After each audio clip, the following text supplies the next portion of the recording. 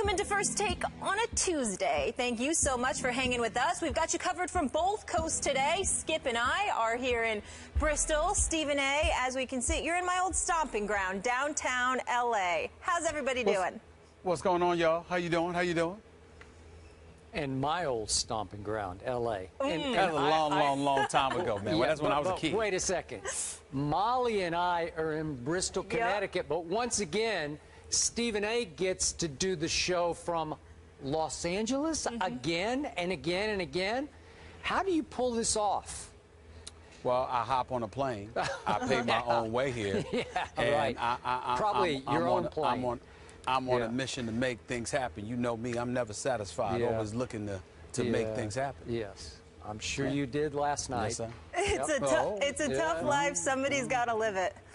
All right, guys, something like that. We got a lot to get into today. Coming up, LeBron showing his love for his squad on the gram, posting a shout-out to Kevin Love and Kyrie Irving. Is there an underlying message, though? We'll break that down. Plus, Peyton Manning says he hasn't been able to feel his fingertips the entire time he's played in Mile High.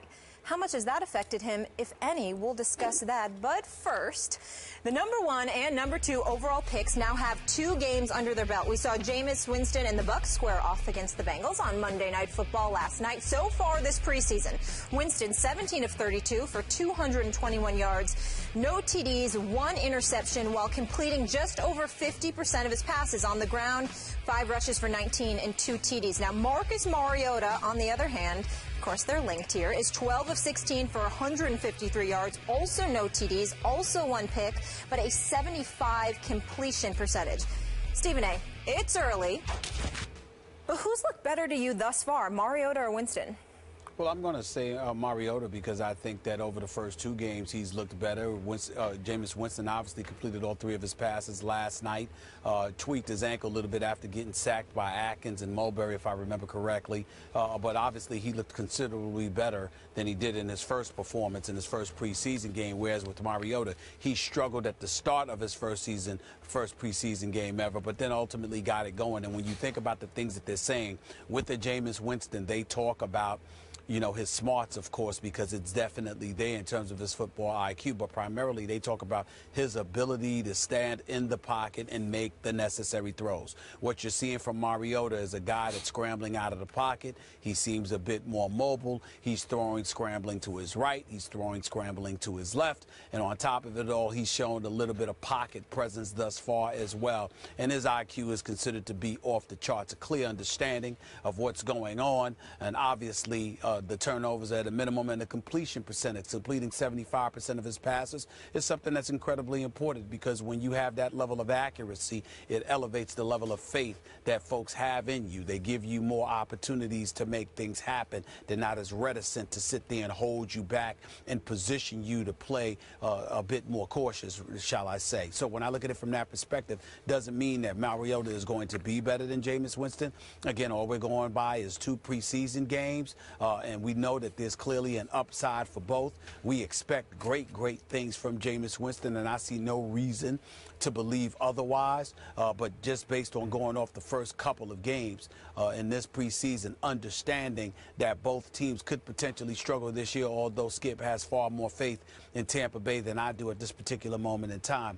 In the end, when you see a couple of franchises on the come up and you've got a young quarterback, Mariota seems to be a bit safe right now because I don't see him as a guy that's going to be turning the ball over, and I don't see him as a guy that's going to have a low completion percentage. So I'll give him the edge right now, but obviously I don't think he's better than Jameis Winston in the long haul. I still think Jameis Winston's going to be the man. I hear what you're saying about Mariota.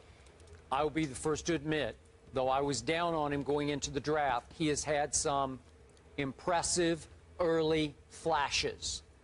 I do think he will start turning the ball over more than you think he will when the real games commence. And yet, even early on, through 2 preseason games, my eye test and my field test says Jameis Winston all day and last night all night. Stephen A., I know I don't want to overreact to just 1 preseason game that happened to be on our network, But I love the way Jameis immediately took over that game and that crowd in his first ever home game before that crowd. I realize that Cincinnati probably played a lot of vanilla defense, especially in the first two series before they began to blitz a little bit more. And I realized that if this had been Cincinnati on opening day, that Jameis Winston would have gotten a whole lot of different looks thrown in his face. I get all that. But I'm going to hark back to what Vincent Jackson told Lisa on the sideline last night after he was finished playing. She said, "What's the biggest thing you love about Jameis?" And he said, energy. Jameis has energy that Marcus Mariota does not give off. Jameis has spirit. He's got spark. He's got a million-watt smile that Marcus doesn't have to generate leadership in Tennessee the way Jameis is already generating it for this fairly moribund team in Tampa, a team that was 2-14 last year that needed contagious leadership to rub off on everybody. And Jameis, to my eyes, already rubbing off on a team that, remember, was 0-8 at home last year. And the year before, they were 3-5 at home. So that's a combined, 3-13 over the last 2 years at home. And that can create, as you well know, contagious apathy among your fandom.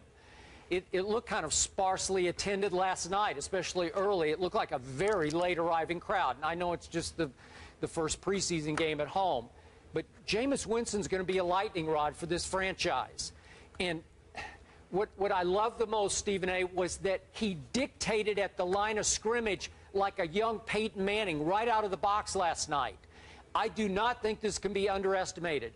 And you and I have talked about this before. Look, Jameis did so much dumb stuff at Florida State.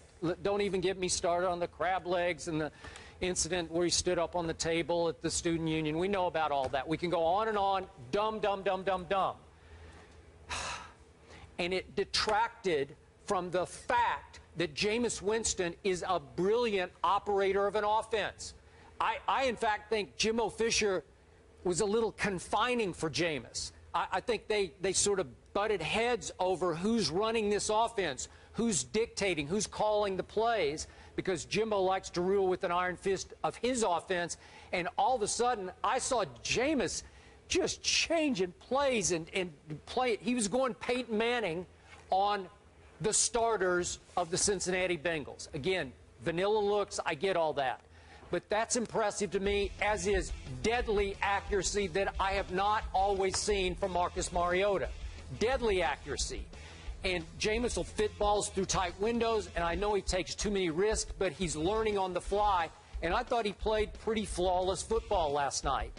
And when it is time, even though he's not the smooth athlete that Mariota is, as you aptly point out, rolling right, rolling left, when it's time and he needs to make an athletic play, we saw Jameis go ahead and bolt out to the right and dive for the pylon and score. He's capable. We saw it at Florida State. Well, he has some mobility. So the total package, the intangibles package, man, I am Jameis all day.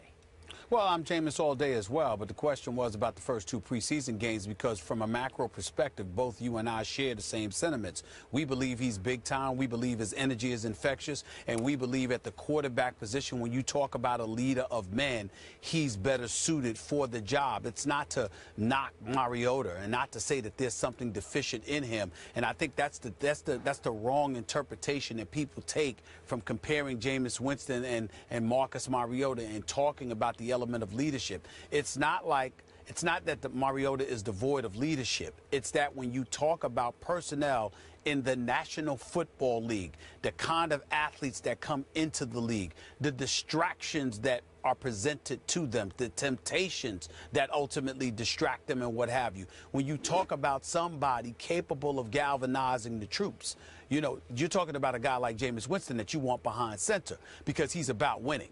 and he's about being in your face and making sure to hold you accountable just like he'll hold himself accountable. You can't, even though I'm quite sure Mariota will talk to guys, he'll converse with them, he'll do those kind of things. Could you imagine being somebody on a squad with Jameis Winston and you're being lackadaisical when it comes to coming out there on a Sunday afternoon and giving a full-fledged effort? Mariota might call you out. But is it going to be in the same fashion as a Jameis Winston? Are you going to be held accountable by the guy behind center with Mariota the same way that you're going to be held accountable by a Jameis Winston? These are the kind of things that we alluded to when you talk about football leadership on the field and galvanizing the troops and maximizing their potential. So when I look at it from that perspective, I think Jameis Winston is in a different class than Mariota. But for the purposes of this discussion as it pertains to 2 preseason games, Mariota has been more proficient. He's been more proficient in terms of his completion percentage. And in the NFL, when everybody talks about keeping the turnovers to a minimum and being about the business of being an orchestrator, Jameis Winston is big play Jameis. Marcus Mariota seems to be somebody, Skip, that ultimately will pick you apart. I look at a Jameis Winston and I think about whether it's the Troy Aikmans, Tony Romo's, Aaron Rodgers, Tom Brady's, people like that down the line. When I look at a Marcus Mariota, I think about the late, great Kenny Stabler. I think about a Tom Brady. I think about guys who are like surgeons and systematically goes about the business of picking you apart. Does that mean that they'll be less effective? In most instances, yes. In some instances, no. But that's why we put Jameis Winston as number 1. But when I look at the Tennessee Titans and what they need, I can understand why they've got a lot of faith in Marcus Mariota, because I think he's going to be an upgrade compared to what they're accustomed to. Yeah. And he's going to be what they need in terms of consistency and somebody who's trustworthy and reliable. Okay. I hear all you just said. And it's still, as Molly pointed out, extremely early. By all accounts, Marcus Mariota has come out of his shell. He could be pretty quiet. He could be a little bit standoffish from his teammates, not in a bad, not in an arrogant way, just in a shy way. And by all accounts in Tennessee, he's trying to pick it up. He's trying to take over. He's trying to be a little more outgoing. And I got those vibes watching him the other night in his second preseason game, that he is trying to be more of an obvious leader. I don't know if you can force that. I don't know if that will continue to play well for his teammates once the actual games commence, because I still wonder about Mariota's feel for operating an offense. You talked about the slice and dicers. I'm not sure he has that in him. He operated a beautiful fast break attack, that quack attack at Oregon, and it just came at you so fast that the defense was constantly on its heels. He ran that beautifully, and they'll have an element of that in the Tennessee attack, but it won't quite be that. I just don't think he'll be as consistently accurate, and I do see him as he did the other night. He got flustered. He threw an interception that was dropped. I'm just saying, I think Jameis is in this next, he's a cut above, an echelon above Mariota. I'm not saying Mariota's going to be a bust, but I think he will struggle longer and harder than Jameis will. Possibly. We'll see. All right, so we're both taking Jameis all day, but Stephen A. thinks that Mariota looks a little more proficient through the first 2 preseason games, and Skip is taking Jameis there. You can see them both. Mariota's playing Friday, Titans at Chiefs, and then Saturday, Jameis and the Bucs host the Browns. And, of course, we're all circling September 13th. First regular season game, it's the Titans at Tampa Bay Bucs in Raymond James Stadium, so that'll be a fun one. We move on to Aaron Rodgers, though, now, and the news that the Packers were hoping not to have confirmed was, in fact, confirmed yesterday. Jordy Nelson did tear his ACL, and he is done for the season. Rodgers and Nelson have hooked up for 39 TDs in the last 4 seasons. This is the 3rd most of any quarterback wide receiver duo